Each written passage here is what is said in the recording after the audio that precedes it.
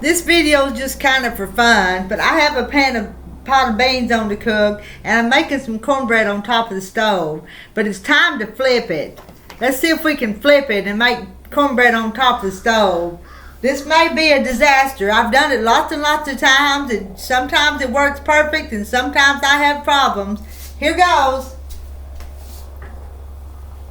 It's been cooking for a while, and that's what I've got, and the bottom side's cooked. So now we're going to flip it and cook the other side.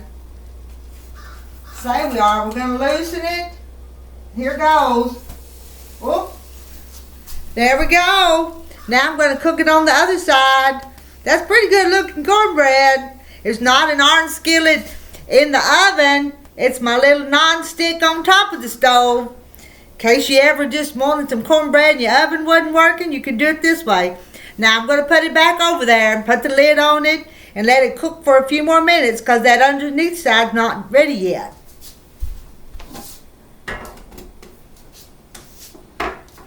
I'll have me some hot cornbread and some butter here in just a few minutes. Thought you might find that entertaining.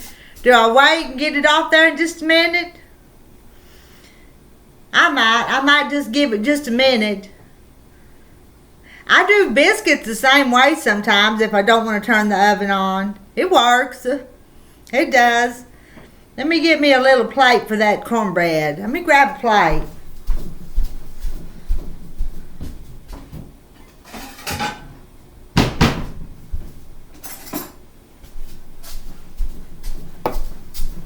It didn't take very long to cook it.